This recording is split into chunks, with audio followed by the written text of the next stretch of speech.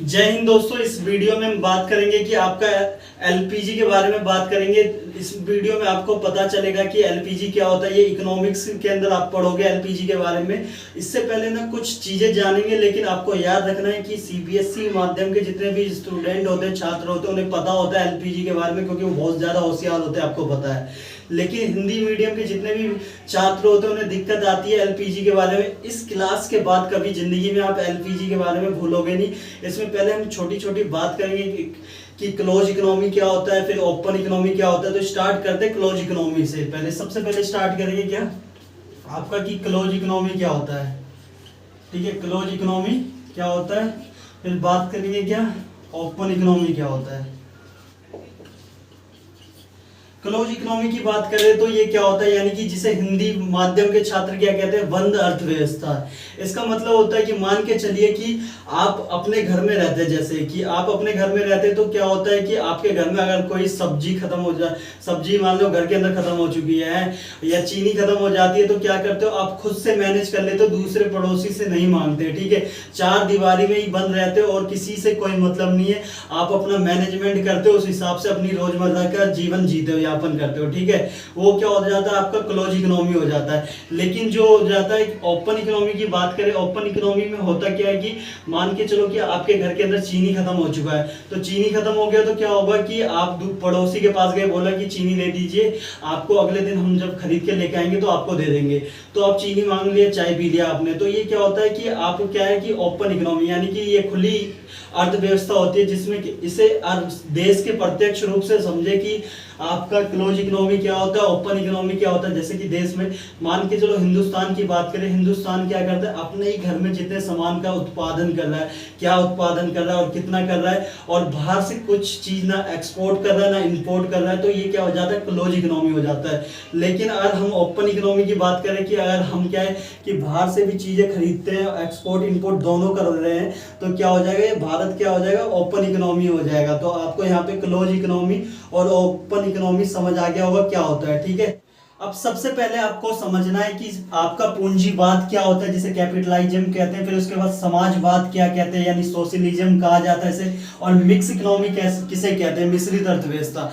आपने अभी तक देखा होगा कि आपने 11th क्लास हो गए, 12th क्लास हो गए, या आप किसी भी कंपटीशन यानी कि प्रतियोगिता की तैयारी कर रहे हैं, आपने यहाँ ये शब्दों के बारे में सुना होगा और आपने पढ़ा होगा। लेकिन क्या है कि बहुत सारे टीचरों के बाद भी, आपने पढ़ने के बाद भी क्या हुआ होगा, आपको समझ नहीं आया होगा। लेकिन आप इस बार क्या है कि आप पढ़ोगे तो इतना 100% गारंटी के साथ कह सकता हूं कि आप जिंदगी भर कभी नहीं भूलोगे कि आखिर ये पूंजीवाद क्या होता है, समाजवाद क्या होता है और मिक्स इकोनॉमी क्या होता है। इसे एक एग्जांपल से समझते हैं। एग्जांपल ये है कि मान के चलो कि ये सीबीएसई बोर्ड का छात्र है, जो कि सीबीएसई बोर्ड का छात्र है, जिसे हमने पूंजीवाद माना है, और ये क्या हिंदी मीडियम का छात्र है, जिसे हमने क्या समाजवाद माना है। याद रखना है आपको।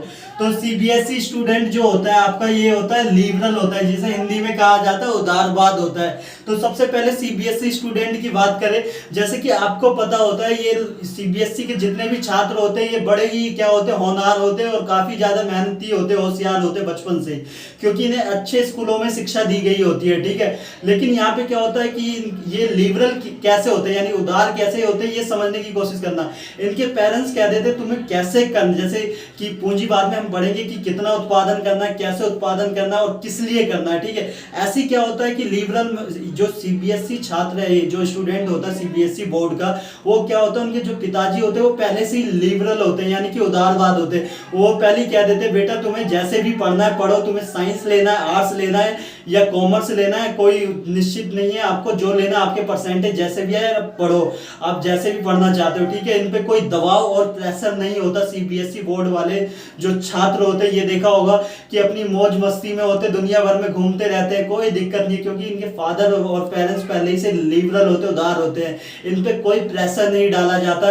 इनके सीबीएसई बोर्ड में देखा होगा कि पिछले अभी इस बार का जो रिजल्ट है कमाल का है, तो आप उम्मीद ही कर सकते हो कि कैसा रिजल्ट होता है। ठीक है, उसके बाद क्या होता है कि हिंदी मीडियम की छात्र की बात करें तो इनके क्या होता है कि शुरुआत से इनके जो पेरेंट्स होते हैं यानी पिताजी होते हैं वो बड़े ही स्ट्रिक्ट होते हैं, यानी कि बहुत ज़्यादा कठोर होते हैं। देखा होगा, और जो लड़का गांव देहात में रहता है, सीबीएसई वाला तो क्या कह रहता है, शहरों में रहता है उसे कोई दिक्कत नहीं, गांव देहात क्या समझता होगा वो।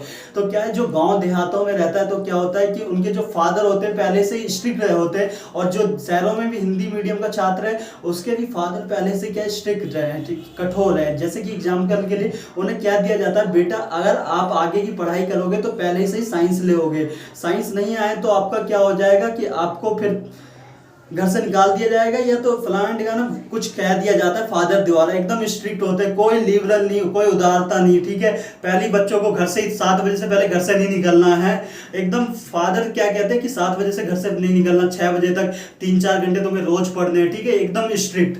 गाँव में देखा होगा कि किसान का जो बच्चे होते हैं वो क्या होते हैं कि शुरुआत से कहा जाता है खेतों में काम करो, साथ साथ पढ़ो, स्ट्रिक्ट। ये क्या है, ये होता है समाजवाद। अब इसी की बात करते हैं किसके ऊपर, देश के हित में बात करते हैं, ठीक है। देश के प्रत्यक्ष रूप से भारत की बात करें, मान के चलो कि भाई पूंजीवाद का मतलब होता है कि बड़े बड़े जितने भी उद्योगपति हैं, ठीक है, बड़े बड़े जितने भी उद्योगपति हैं उन्हें तय किया जाता है, ये क्या करते हैं, इन्हें क्या दिया जाता है कि आप कितना उत्पादन करोगे, कितना आप किसके लिए उत्पादन करना और कहाँ पे करना, ये पहले से तय होता है। ये होता है बड़े बड़े उद्योगपति, जो बड़े बड़े बिजनेसमैन होते हैं, जो बड़ी बड़ी फैक्ट्रियाँ होती है, ठीक है, ये साफ लिबरल होता है कितना उत्पादन। इस पे क्या होता है कि कोई पापा का कोई प्रतिबंध नहीं होता, यानी कि सरकार का कोई प्रतिबंध नहीं होता कितना उनको उत्पादन करना है, किसके लिए करना है, ये सारा का सारा कौन, बिजनेसमैन तय करते हैं, लिबरल।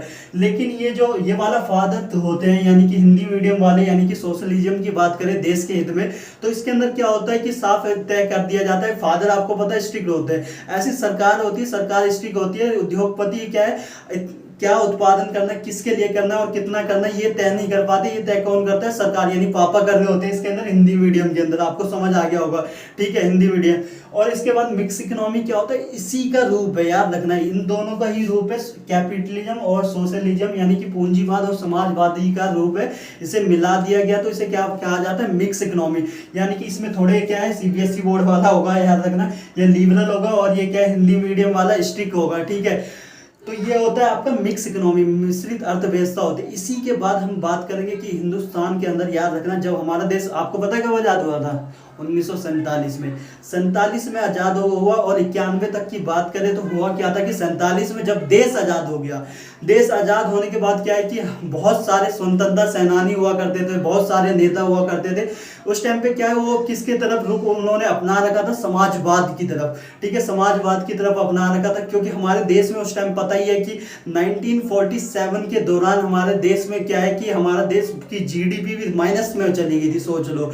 और उसके बाद क्या हुआ था कि उस टाइम पे हमारा देश की स्थिति इतनी बेकार थी, हम भुखमरी के दौर से चल रहे थे, ठीक है। 85% लोग आसपास ना पढ़े लिखे थे, अनपढ़ टाइप के, मतलब से साक्षर नहीं थे, ठीक है, और 15% ही पढ़ना लिखना जानते थे, ठीक है। उसके बाद क्या हुआ कि देश में बहुत सारे आपात आए, इमरजेंसी आई, वो तो मैटर नहीं करता इस टॉपिक से। लेकिन क्या हुआ था कि ना 1947 से लेके 91 तक देश की इतनी स्थिति होगी, हम करते क्या थे कि ना भाई, मान के चलो कि नेपाल से हमने कोई सामान लिया, ठीक है, तो नेपाल को सामान चाहिए, जैसे कि मान के चलो नेपाल को चीनी चाहिए, ठीक है, हमने क्या किया, नेपाल को चीनी दे दिया, ले। अब नेपाल ने क्या किया, चीनी के बदले हमें क्या दे देगा, डॉलर दे देगा, तो हमारे पास क्या मुद्रा बनी रहती थी। ऐसे ही हम चाइना को बुलाते थे, चाइना को दे दिया सामान, दे दिया, चावल दे दिया, तो चाइना क्या करता था, हमें डॉलर दे दिया। उसके बाद हम आतंकवाद को बुलाते थे, आतंकवाद समझते हैं ना कौन है, पाकिस्तान।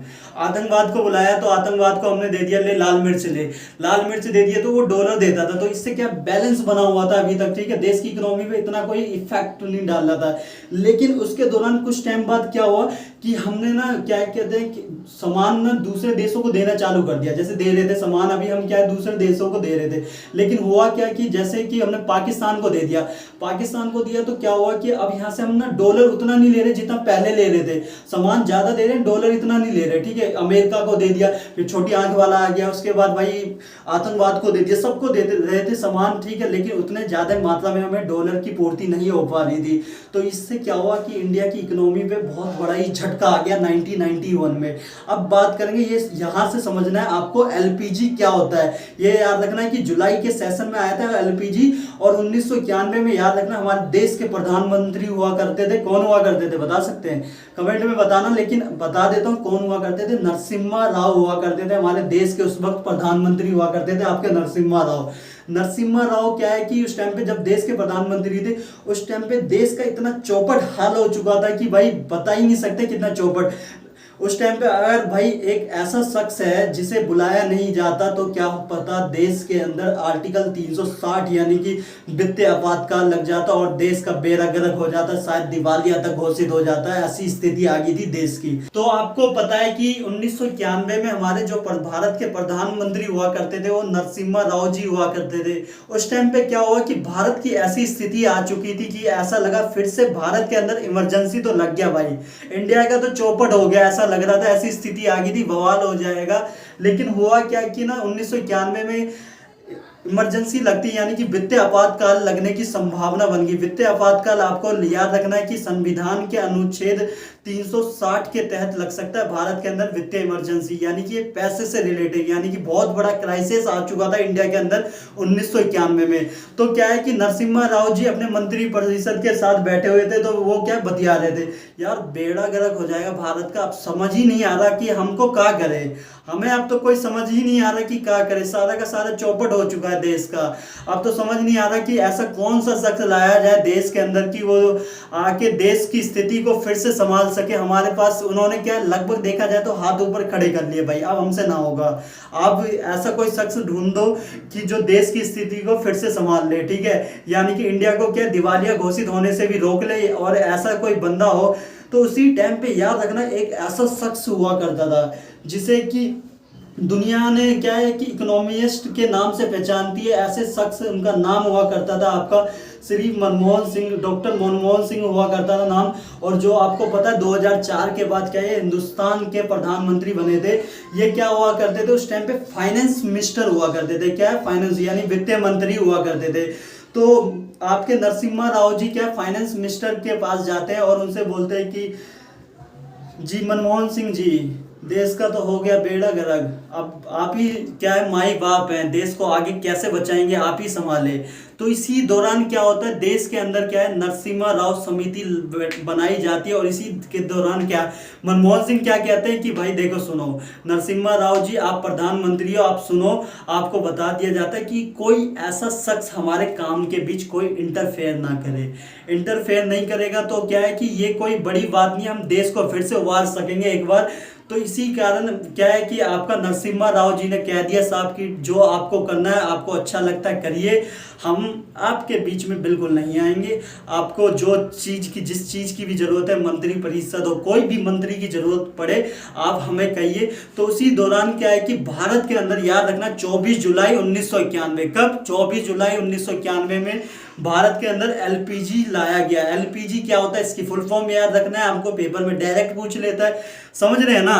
एलपीजी अभी तक क्लास ऑफलाइन होता तो अब तक तो एक आधे को पीट के पता चल जाता, चिल्लाने लग जाते हैं ऑफलाइन क्लासों में कि थोड़े जो बच्चे होते हैं वो क्या करते हैं चिल्लाने लग जाते हैं कि हाँ सर समझ आ गया एलपीजी। अब यहाँ से फुल फॉर्म याद रखना, एग्जाम में पूछेगा, चाहे स्टेट लेवल का दो या यूपीएससी का।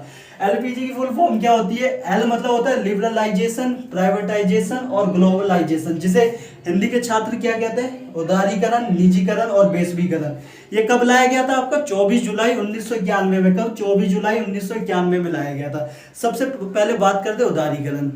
इंडिया में ना मनमोहन सिंह ने कहा कि जितनी भी फैक्ट्रियां हैं इंडिया के अंदर, जितने भी उद्योग है, सबों से क्या है कि सरकार क्या करे, अपने क्या है जितने भी रूल है वो हटा ले, ठीक है। मैंने बताया था आपको कि भाई जो हिंदी माध्यम है उसके जो पिताजी होते शुरुआत से क्या होते थे, एकदम स्ट्रिक्ट थे। तो ये समाजवाद में जो हम पढ़ते थे अभी सोशलिज्म में, उसमें हिंदी मीडियम का, ठीक है। ऐसे ही कहा गया कि लिबरलाइजेशन में, उदारवाद में, कि सारे कंपनी को बोल दो कि क्या उत्पादन करना है, कितना उत्पादन करना है, किस लिए करना है, सबको बोल दो। यहाँ पे किसी को भी परमिट की जरूरत नहीं है, सरकार का 1% भी इसके अंदर हस्तक्षेप नहीं होगा, याद रखना है आपको इसमें। अब क्या होगा, कंपनी पे हस्तक्षेप हस्तक्षेप नहीं होगा तो कंपनी को पता है कि उसे कितना उत्पादन करना है, किस लिए करना है और कहाँ पे करना है, वो आसानी से कर सकती है, उन्हें पता है, ये बोला गया। उसके बाद क्या है प्राइवेटाइजेशन में कि सरकार ने कहा कि भाई बड़ी बड़ी कंपनियों को बुलाओ, जैसे हो गया अडानी हो गया, अंबानी हो गया, दो ही कंपनी है क्या, अडानी अंबानी है क्या, दो ही कंपनी, अडानी हो गया अंबानी हो गया। इसी में आपका है कि भाई कि तेरे गालों में लगा हुआ मैं अबीर हो गया हूँ, कि तेरे गालों में लगा हुआ मैं अबीर हो गया हूँ, जब से तू मिली है मुझे मैं अंबानी और अडानी से अमीर हो गया हूँ। ये कुछ ज्यादा हो गया ये, लेकिन मेरे प्यारे सीबीएसई स्टूडेंट वालों के लिए था। वो क्या करेंगे, ये डायलॉग, ये जो शायरी है ये क्या है, यहाँ से जाने के बाद सीबीएसई स्टूडेंट के जितने भी छात्र हैं सीबीएसई बोर्ड के, अब जाके अपनी गर्लफ्रेंड के बाद सामने चमकाएंगे, ये तो 100% सत्य है। इसके बाद क्या हुआ कि भाई जितनी भी उद्योगपति आए, बड़े बड़े उद्योगपति थे, उन्हें क्या दिया गया, देखो भाई इसमें क्या था कि सरकार का ना जो भाई एकदम अत्यंत जरूरत है उसमें क्या है परमिट लेना आपको जरूरी है, ठीक है, वो सरकार का थोड़ा बहुत इसमें हस्तक्षेप। इसके बाद क्या ग्लोबलाइजेशन में क्या है कि इसका मतलब होता है वैश्वीकरण। अभी तक हम हिंदुस्तान में क्या हो रहा था कि ना बाहर से इतनी कंपनियां नहीं आ रही थी, हम ना आकर्षित ही नहीं कर पा रहे थे वर्ल्ड के अंदर बहुत सारी कंपनियों की कि आप भारत के अंदर आके क्या व्यापार करो, अपनी कंपनी को स्टैब्लिश करो, ऐसा कुछ हो नहीं पा रहा था, ठीक है।